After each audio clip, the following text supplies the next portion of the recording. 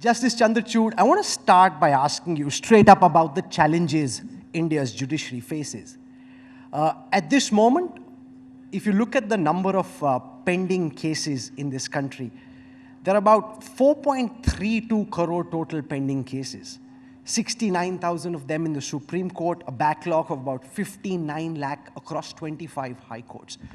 Could you start by telling us, all of those who are watching you here at the India Today Conclave, watching live on TV and on social media, about your broad vision to transform, modernize India's judiciary? Let's start from there. Justice Chandrachud. Well, it's true that we have a large backlog of cases, but another way of looking at it is, I think it's reflective of the faith of the people in coming to court in the first place, which is not to justify the backlog. We should be discharging the faith of the people by being more efficient and by reducing the backlog. But that's just an indicator of the kind of faith people have. It also shows that there is a dearth of adequate infrastructure in the judiciary. Our judge-to-population ratio is not commensurate with what it should be in a country like ours. That's another problem. The third problem, of course, is the lack of infrastructure in the district judiciary. But now coming to your question about my vision, I think what we need to do is completely modernize the Indian judiciary. Our model for judicial administration has been based on the colonial model which we inherited from the British, which is that people have to access justice. It's also reflected in the design of our buildings, these grand colonial buildings, which were intended to sort of create a sense of fear and awe about the court in the minds of people. And I think that colonial model now has to give way, because justice, to my mind, is not just a sovereign function, which it is, but justice is also an essential service which we provide to our citizens. And part of my mission of dealing with where we should be in the next 50 or 75 years is to transform the Indian judiciary with the use of technology. We saw that in the COVID-19 pandemic. The COVID-19 pandemic was unanticipated, possibly unexpected as well. We couldn't have shut down the doors of courts. We had to keep our courts open, because you have to answer the need of citizens who seek bail. Their personal liberties are at stake, their lives are at stake, their careers are at stake. So we launched a whole system of video conferencing. And if you'd like me to share the data which I have with me, the kind of work which we did on the video conferencing platform in the pandemic is unprecedented in any part of the world. So my vision now is that, now that hopefully COVID is behind us, or almost behind us, as we would like to, because we all lived in a sense of optimism, we now need to look at technology beyond COVID. And we need to modernize the Indian judiciary. We have already taken a large number of initiatives towards having a more transparent, a more open judiciary. We are live streaming the proceedings in at least some of the most important constitution bench cases. Opening up the court's processes to citizens by live streaming them is part of my mission, because it enables citizens to understand what goes on in the court. Many citizens would actually turn up feeling that so much of the work which is done in the court is so very boring. But there is a great message which we would like to send to our citizens, because the smallest case which comes to us commands the same degree of attention as maybe some of the seminal constitutional cases which we do. How's the experience with live streaming been so far? One of the things we saw in Parliament with our netas is that the moment the cameras are on, the grandstanding goes up. Are you concerned, Chief Justice, that as more and more cases are live streamed, you'll start seeing lawyers being more filmy and more theatrical in their arguments before you? Well, in a lighter vein, you always have some professionals who would be given to grandstanding, right? Whether you have a camera in front of them or otherwise, it's not going to make a difference. But I have a sense of optimism. At least my experience thus far, all technology has the good part and the flip side. So likewise, live streaming also has the more difficult part of it. For instance, I'll give you the flip side as well. Very often we are dealing with very sensitive cases involving, say, marital privacy, or gender assault, or sexual violence against minors. Should you have live streaming in such cases? Obviously not. But therefore, we have the ability to now enable the judge in charge to stop live streaming where you feel that the sensitivities of the case far outweigh the public interest in a transparent court proceeding. Some lawyers would grandstand, some private litigants, some litigants in person may do that. But then we must always look at the benefits as well to be gained when you make an overall assessment in a holistic perspective. You've spoken in public about your desire to Indianize the Indian judiciary.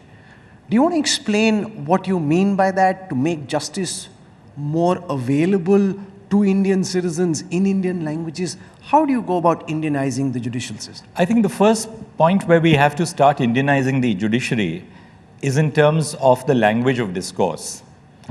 The language of discourse is not just English in our district courts. For instance, when evidence is given in a murder trial in Maharashtra, the witness would be speaking in Marathi.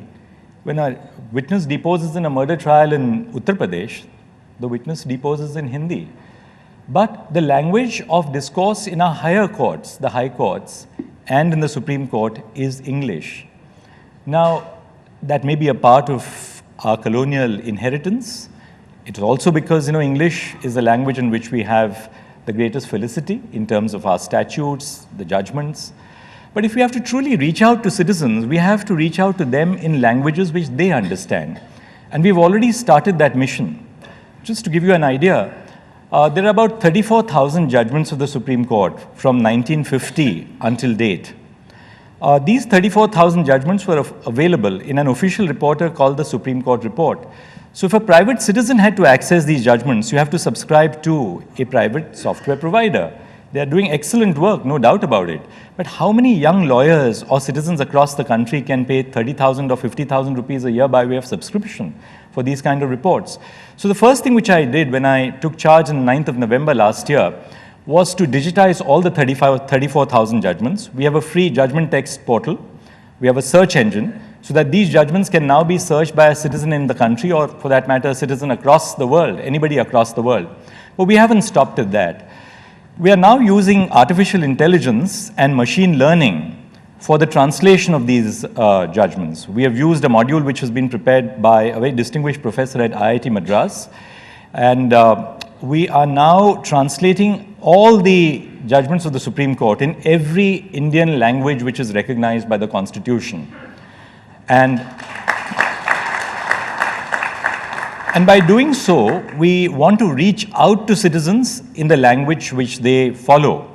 Just last week, when we were hearing the Constitution bench hearings in one of the very sensitive issues which is before the court, and we have reserved judgment now, we have live transcripts of proceedings.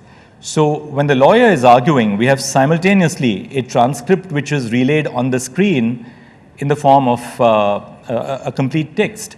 So then the court becomes a court of record. This also increases the sense of accountability because citizens then know what is argued. As judges, we are accountable also because we are then responsible for dealing with all the arguments which are made before us. The accountability is, I think, on the part of us as a judicial institution as well. One of the biggest questions, Justice Chandrachud, facing the Indian judiciary at this moment is the manner in which judges are appointed.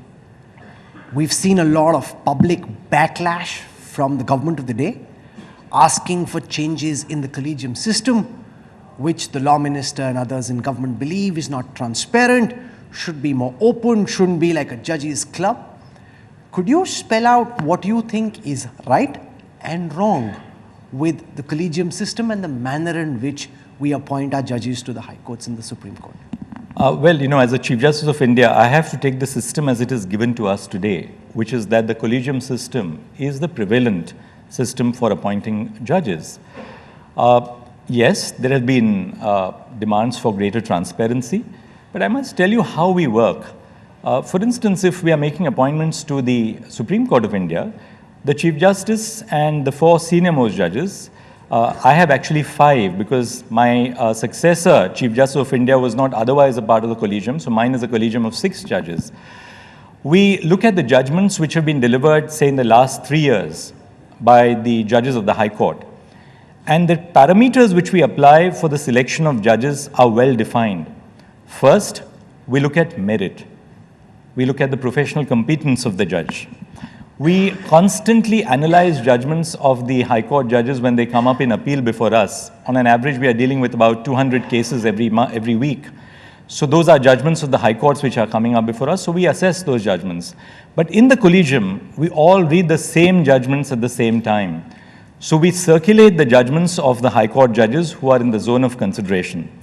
Apart from merit, the second important consideration which we go by is seniority, because after all, this is a service. It's a service. Judges of the High Court are elevated to the Supreme Court. Third important point which we emphasize, that's the need for a broader sense of inclusion. Inclusion in terms of gender, inclusion in terms of the marginalized communities, persons belonging to the scheduled castes and the scheduled tribes, who must have an equal opportunity to aspire for higher judicial and constitutional offices. Apart from the need for including more gender, having a more gender-inclusive judiciary and the marginalized, we also want to bring more minorities into the court. But that is not at the cost of sacrificing merit. Each one of our colleagues who is chosen because she was a woman is as competent as any of her counterparts, the male judges. Likewise for the minorities or for the scheduled castes and scheduled tribes, they're as competent as any other judges we have chosen in the recent past.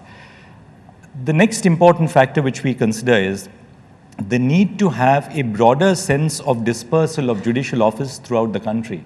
It shouldn't be that judicial office in the Supreme Court is confined to only 1 or 2 or 3 high courts.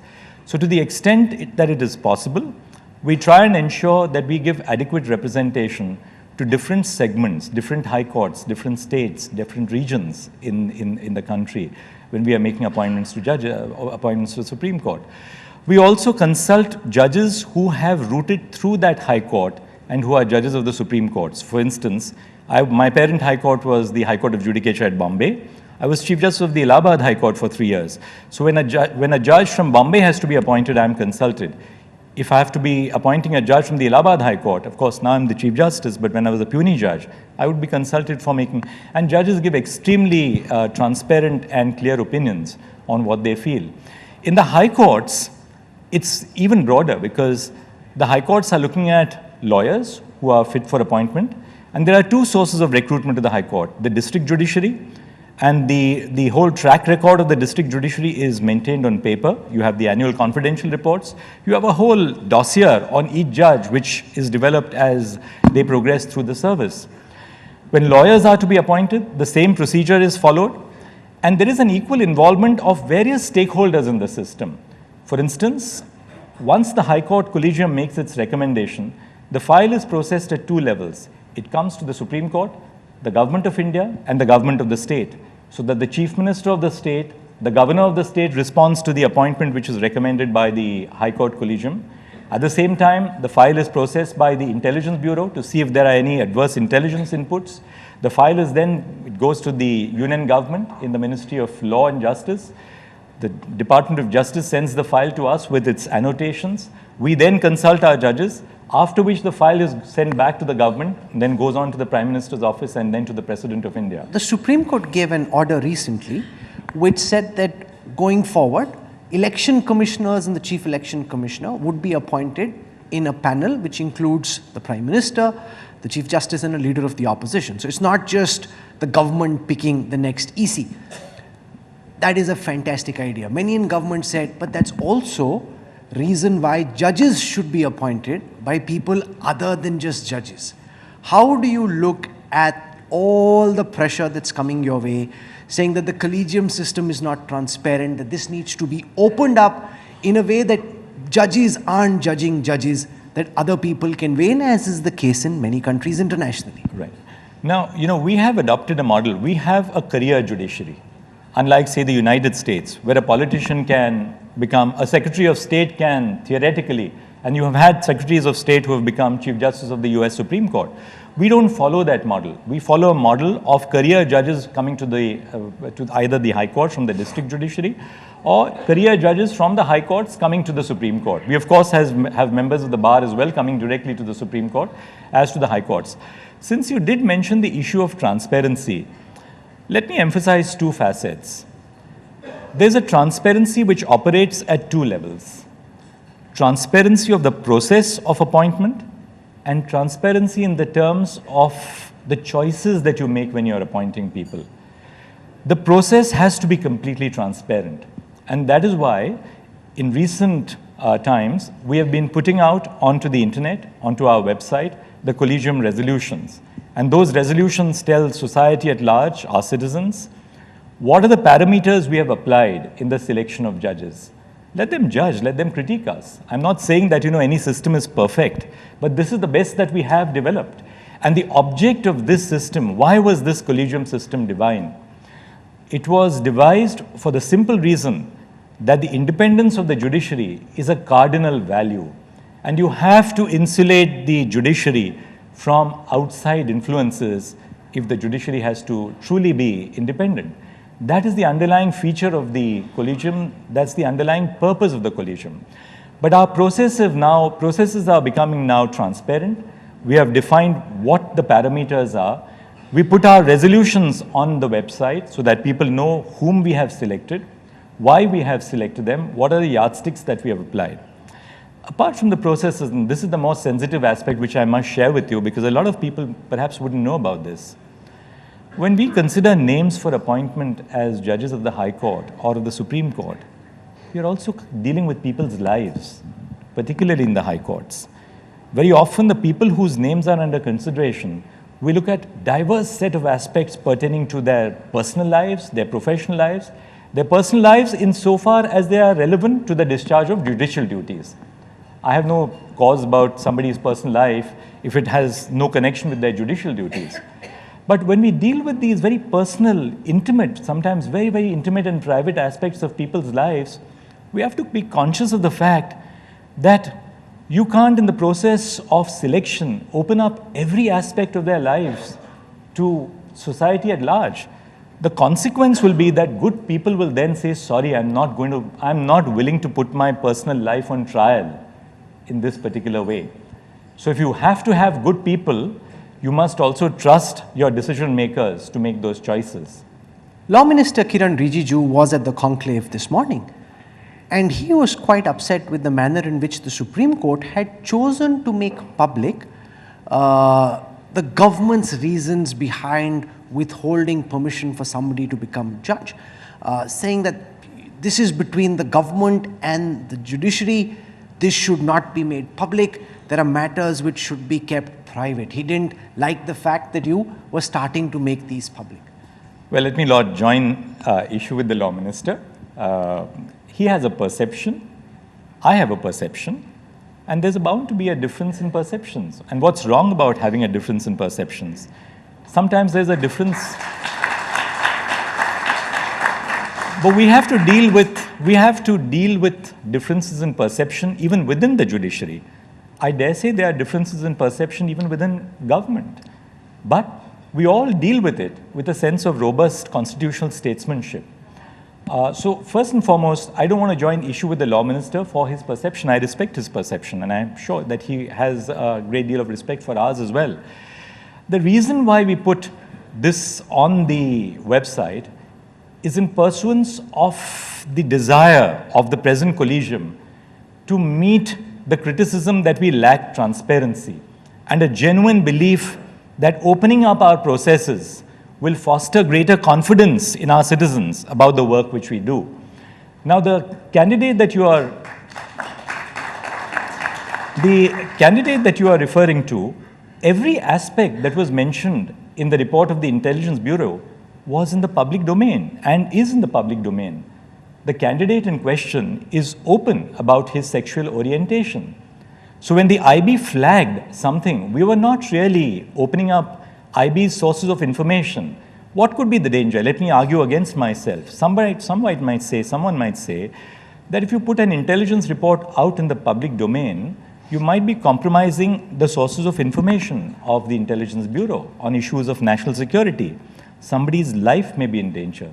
This was not a case like that. The IB report dwelt on the sexual orientation of an openly gay candidate for prospective judgeship.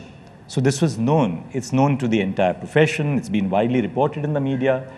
All that we said was, while putting it out on the public domain, that the sexual orientation of a candidate has nothing to do with the ability or the constitutional entitlement of that candidate to assume a high constitutional office of a High Court judge.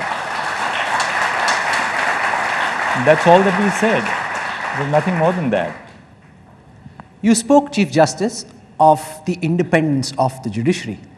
So let me ask you straight up that question, which I'm sure is uppermost in the minds of most people who are sitting here. As Chief Justice, how independent do you think India's judiciary really is? Do you, as Chief Justice, feel you are under pressure when you're giving judgments? I must tell you this. When you talk of pressure, there are various kinds of pressure. Let me make it very, very clear. I've been a judge now. By the end of this month, I'll be a judge for 23 years. I'm the longest serving judge in the Indian judiciary. Justice Bobde, Justice Khanvilkar and I, we were appointed on the same day. Your father was the longest serving Chief Justice. Chief Justice. In my 23 years as a judge of the High Court, as the Chief Justice of the High Court, and as a judge of the Supreme Court, no one, and I hope you will trust me when I say this, no one has told me to decide a case in a particular way. No one. We are so clear in the principles which we follow. I wouldn't even talk to a colleague who is presiding over a case and ask them what's going on in that particular case. We have a cup of coffee every morning, but there are some lines which we draw for ourselves. In the High Courts, we hear appeals against decisions of colleagues because a decision of a single judge in the High Court goes to a division bench of 2 judges. We are sharing lunch, and I'm hearing an appeal against that colleague's judgment. We never share the fact that I'm sitting in judgment over that judge's judgment. That's part of our training. So there's no question if by pressure you meant a sense of pressure from the executive, from the political arm of government, absolutely no. And I hope I'm speaking for the rest of the system as well. But when you talk of pressure in the sense of pressure on the conscience, pressure on your mind, pressure on your intellect, yes, of course, I'll be a hypocrite if I say that, the cases which come up before us don't give rise to a sense of doubt, a sense of searching for the correct solution. Because particularly in the Supreme Court, you have cases which don't command of one particular solution. It's not, 1 + 1 is equal to 2. There's more than one solution to a case which can emerge. And you know that what you are deciding today has wider ramifications for society, not just today, but for the future. So a lot of work that we do in the court is based on how we envision our society should be in the future. And when you are deciding something as crucial as the path which our society should take for the future, obviously the judges are going to be in a sense of introspection, a sense of reflection. I don't think that I would call that pressure, but just the search for the truth and the search for the correct solution. नहीं, ये सवाल अहम है, इसलिए मैं एक बार आपसे फिर से ये सवाल पूछना चाहूँगा, क्योंकि देश भर में जो लोग इस वक्त आपको देख रहे हैं, उनके जहन में कहीं ना कहीं ये सवाल होगा कि क्या भारत के सुप्रीम कोर्ट के जजेस पे दबाव रहता है, सीधे तौर पे सरकार से दबाव रहता है कोई ना कोई फैसला देने के लिए। इस सवाल पर बतौर चीफ जस्टिस, जस्टिस चंद्रचूड़, आपकी क्या राय? मैं कहता हूँ दबाव का सवाल ही नहीं होता। आपने अभी थोड़ी देर पहले इलेक्शन कमीशन के निर्णय का जिक्र किया। यदि दबाव होता तो क्या ये निर्णय आ जाता? Election commission judgment is one judgment. I can give you judgment after judgment which we deliver with such routine, in such routine manner, which never makes the headlines in the newspapers, because these are not big ticket judgments affecting, some political arm or some political issue. The largest litigant in India today is the state, and most of our judgments deal with involvement of the state and its instrumentalities. And we are holding against the state, I'm not just saying government, but against the state, in such a large number of issues, whether it's crime, whether it's pensions, whether it's somebody's employment, whether it's somebody's insurance policy. And I don't think that even the government in that sense, and let me be very candid about it, that there is a certain robust nature of our own democracy which we must have trust in. We are now living in an age, because of social media, where we have grown increasingly distrustful of public institutions. But we must also understand that over the last 70 years, our democracy has developed very clear and defining lines of the separation between the executive, the legislature, and the judiciary.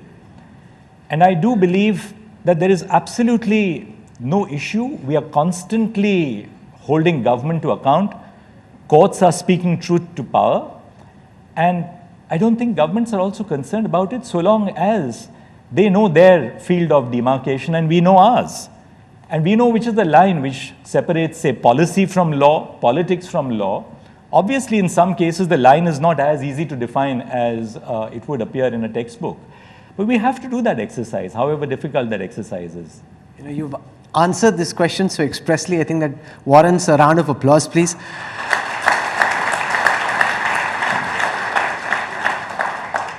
I want to ask you next about the quality of judges coming into the Supreme Court and the High Courts at this moment. You spoke of social media. As a consequence of Twitter, Facebook, there's now a lot of trolling. We've heard some oral observations about it. Do you, Chief Justice, follow social media? Are you seeing what is being said about you on Twitter, for example, where everybody seems to have an opinion, everybody seems to know, everybody seems to think they know more than the Chief Justice? I don't know if this is a confession, but I don't follow Twitter. Just for the reason that I think, it's important for us not to be affected by the cacophony of extreme views which you sometimes find on Twitter. Which is, I have a view on Twitter as well. And I think that, social media is a product of the times, not just a product of technology, but a product of our times. See, 20 or 30 years ago, when you had, say, 3 or 4 mainstream newspapers reporting from the Supreme Court, you had the beat reporters sitting in the Supreme Court, and they'll pick out an odd case to report. Social media has changed all that. There's live tweeting of every word that is said in the court. Now, that puts an enormous amount of burden on us as well. In our courts, much of the argument which takes place is a dialogue between the bar and the bench. It's not just an address where one lawyer will speak, the judges will keep quiet, the other lawyer will speak, the judges will keep quiet, at the end of it, announce your verdict. That's not the way it is. It's a conversation. It's so typical of our culture. We interrupt each other, we joke, we have serious arguments, there's a little bit of camaraderie even between opponents, so on and so forth. Now, what happens really is this, that what is expressed in a court during the course of a hearing is not the expression of the ultimate view which a judge is going to take. Suppose you are arguing before me, or a lawyer is arguing before me. There are 2 types of judges. One, and I've appeared before both, I don't know which category I belong to. One type of judges consists of those who play the devil's advocate. Whoever is arguing will get the stick, in the sense the judge will try and find deficiencies in the argument. The other kind of judges are judges who will stretch an argument to its logical conclusion. So if you are making a point, the judge will stretch your argument and test the limits of the point which you are making. So you have 2 different personalities, judges who play the devil's advocates and a judge who will stretch your argument. He will take your argument to its logical conclusion. The lawyer feels very nice about it as well. Now, what happens as a result of social media is that when there is an expression of opinion by the judge, the public seems to believe that this is the way the judge is going to ultimately decide, which is far from the truth. A case is not decided until the last word in the case is said. And I know of so many cases where I have really changed my view, probably at the last minute of the argument, because something very seminal was said at the end of the argument. That's what an open court hearing is all about. And lawyers always tell us this in court, that we are fearful of judges who keep their mouth shut. Because if a judge is quiet in a hearing and doesn't tell you how they believe or what they feel about a case, you don't know which way the judge's mind is working. It's only when the judge is open that you can answer the judge's doubts. But social media sometimes doesn't follow that, or citizens don't follow that. And I don't blame them, because everybody is not conversant with the processes of the court. So what is the answer? The answer is not to have a more closed system, but to have a more open system, so that people really truly understand the nature of the judicial process. You said you're off Twitter. Do you watch TV? Do you watch television debates? One guy take on another. Does public opinion impact, to what extent, your thinking and ultimately your judgments? Yes, bits and pieces. But Speaking for myself, I try and read as broadly as possible because one of the flip sides about being a judge is the sense of isolation which it breeds. Now, the isolation which we have is possibly the reason why we are independent. We don't mix around too much. Our friends are pretty much friends we made years and years ago. But that's also a problem because your sources of information, your sources of knowledge are therefore confined to what you can absorb. So what I try and do is to read as broadly as possible, as diversely as possible, to try and get a broad cross-section of viewpoints on what is happening in society. Having said that, when a case opens up for hearing, you have to tell yourself that all that you have gathered from outside the four corners of the pleadings in the case has to be kept out, and you will decide the case on the basis of the record before you. That's really part of your training as a judge, which you acquire over the years. It's also of confronting your own biases. We're all human beings. So it would be hypocritical again to say that we don't have our own views, our own ideas about various issues of life. But then you have to confront your own self when you are judging and tell yourself that, well, I'm not going to allow my own personal preferences to affect the outcome of this case. My own lifestyle, my own values, what I learned from my professors, what I learned from my family.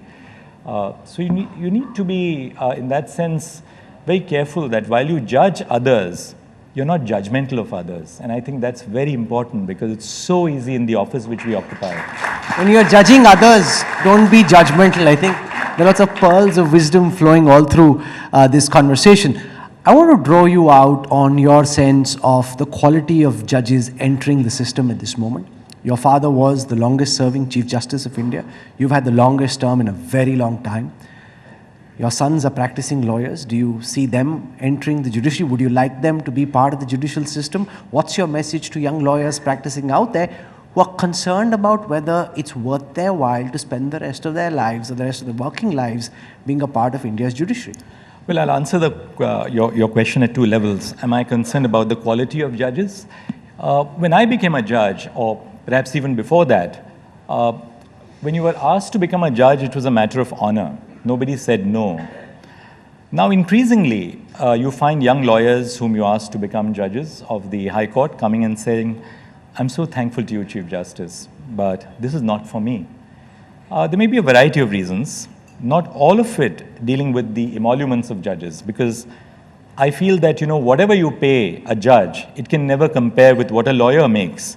And the reason why you become a judge is not certainly because of, the perks of the office. That's the least important part of the office. You become a judge out of the mission to do good to others. And there's an enormous amount of good which you can do to society, to others, by being a judge. So I always tell young people two things. If you don't accept judgeship today, then you will get the judges you deserve. They don't complain, 10 years down the line on the quality of judges. You have to have good young people enter the profession and accept accept judgeship. And honestly, I have no cause to be, to say anything adversely about the service conditions of judges. I'm very happy with what I have. And if you're not happy with what you have, there's no limit to human greed and to human aspirations. I believe our service conditions are extremely good, but they can be improved upon, certainly, as inflation catches up. I wouldn't answer the latter part of your question about my own sons. It's a choice for them to make. Well, no, of course it's a choice for them to make. I don't know to what extent they listen to their father. That's not the point. The question is, would you like them, either of them or both of them, to become judges? I'll tell you, my answer is very simple, and I've had this conversation with them. Now that I've been in the system for 23 years as a judge, and I was a lawyer for over 20 years, I find that there is a great amount of good which you can do in society, whether you're a lawyer or whether you're a judge. It depends upon what path you chart out for yourself. Do you want to be a lawyer, one of those lawyers who will only, earn more money and more money and more money? Or do you also want to be a lawyer who will also appear for just social causes, appear for people who don't have access to resources, appear for that convict who has been, languishing in jail for 20 years without an early remission? So it depends on what kind of lawyer you want to be. And I do believe lawyers have a very vital role to play in society. I always find that, if I've made a good point in a judgment, it's because of the fact that my eyes were opened by the lawyer who argued that case before me. So similarly applies to the judge. Are you going to be a judge? Years ago, a very distinguished colleague who was a senior of mine in the Bombay High Court told me that, look, you've just become a judge. And there are two choices before you. Do you want to become a judge who will be known for the number of cases that you disposed of, the statistic? Or do you want to be known as a judge for yourself of a person who tried to make a difference to society? The choice is yours. How would you like, once your term is done, Chief Justice, for India to remember your legacy? Well, that's for them to judge. How would you like it to be? I think for me, the bottom line of the work which we do is that no case is ever too big or ever too small. The smallest grievance of citizens has, I believe in my court, commanded the same respect as a very important constitutional issue which we decide. Because in the small cases which you decide, you touch the lives of human beings. In the important constitutional cases which you decide, you chart the future of Indian society. So there's a great amount to be learned from every bit of the work which you do. There is this perception that why does the Supreme Court have to deal with so many small cases? You said that we have about 68,000 cases. There are actually 42,000 cases. 26,000 cases are what we call the connected matters, similar cases. So, when we group those cases, a bunch of cases gets disposed of. So the pendency is much less. So a lot of people say that why does the Supreme Court of India deal with such small cases of bail? That's one of the arguments which is, my answer is this: no case of bail is a small case because it deals with the personal liberty of a citizen. There are two models of justice which Supreme Courts across the world have adopted.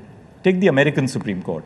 The American Supreme Court sits about 80 days in a year. They deal with about 180 cases. They pick out their cases. Our model, which the founding fathers of the Indian Constitution gave us, was a very different model.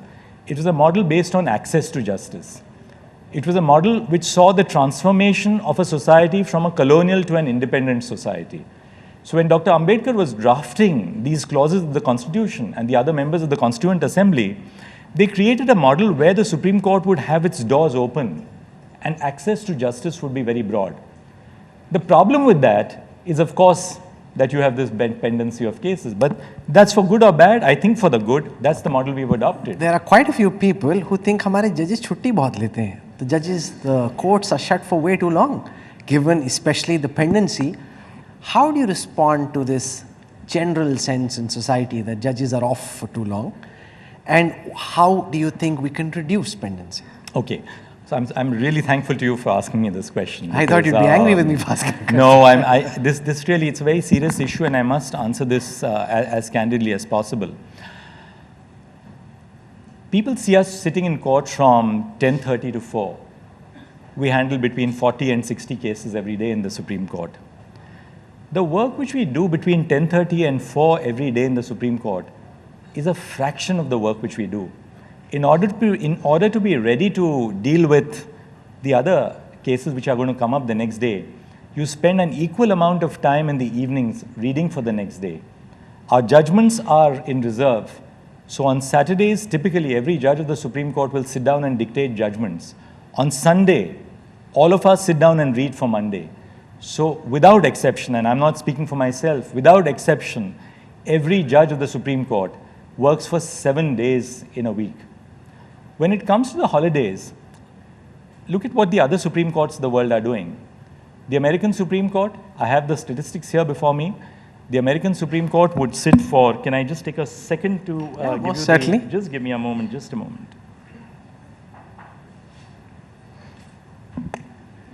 See, I see you were expecting that curveball.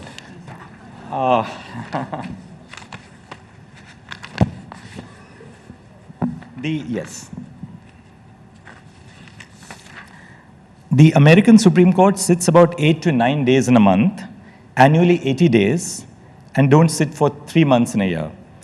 The Australian High Court sits about 2 weeks in a month, annually less than 100 days, no sittings for 2 months. Singapore sits for 145 days in a year. The UK almost the same as us. The Supreme Court of India sits for about 200 days every year. What people don't know is this, that most of the time in the vacation is spent on preparing judgments which you have kept in reserve, because you have just no time during the week when you are working 7 days just trying to keep ahead of the curve to deal with your cases. So vacation time is really time spent. The last vacation, the winter vacation, I was sitting with my 5 judicial clerks, keeping up on abreast on all the judgments which I had to deliver. Yes, at the end of it, in the summer vacation, you will get a week off with your family to travel. But another thing which we must bear in mind is judging is not about just disposing cases. It's not just about the statistic. It's about thinking through your cases. It's about reading the law, reading about where the law is going in other jurisdictions, thinking about where you want our society to be in terms of the output which you are going to produce. So unless you give your judges time to introspect, reflect, think about the work which you are going to do, you're not going to have quality of justice. You know, you were saying that you're working even when you're on holiday. Your wife is sitting in the audience, and I could see she was nodding her head when you were saying that you're working even while on holiday. We're out of time, Chief Justice. I started by saying that you used to moonlight as a radio jockey in your 20s. You listen to the music of the lawyers during working hours. When you're back home, what music do you listen to? I listen to a variety. I love, on Indian classical, I'm a great fan of Kumar Gandharva, Gana Saraswati, Kishori Amonkar, but I love Western music as well. I'm a great fan of Bob Dylan. And on a difficult day to court, I also have my own collection of the ABBA, which I listen to. You also are fond of cricket. Do you get any chance to watch any of the matches? Do you have like a screen on? It's getting increasingly more difficult just because of the pressure on time. Not the pressure on the mind, but the pressure on time. But I do pick up bits and pieces of the replays at the end of the day before I call it a day in the night. If you were a batsman, who would you be like? Rahul Dravid. There's a lot of meaning in that, to say that you're batting like Rahul Dravid, strong, straight and reliable. I started by saying, by referring to that one cup in his library. He's very embarrassed about it. Okay, he's going to be very upset that we refer to that cup which says Rockstar DYC. And I think over the past 45 odd minutes, all of you sitting here at the Conclave and those of you watching at home got a first-hand experience of why those who come in touch with Justice Chandrachud, who've seen his work, why so many of them think that he's an absolute rock star. For coming to the Conclave, for agreeing to this request. When we'd reached out to you and approached to you, it said that, you know, it'll be nice to have a frank conversation, which is what it's been. You've spoken from the heart. You've given us a sense of your judicial luminance. Thank you so much, Justice Chandrachud, for joining us. Can I request everyone seated here to stand up and give a warm round of applause as we thank very dearly Justice Chandrachud, Chief Justice of India, for coming to the Conclave and answering questions. You know, it's very easy to ask questions, but when so much can turn on every single sentence that you say, it takes a lot of courage, or as you said, it takes the confidence of being the Rahul Dravid of the judiciary to be able to come up here and do this. We're very thankful to you, Your Lordship. Thank you, sir. Absolute pleasure and honor. Thank you, sir.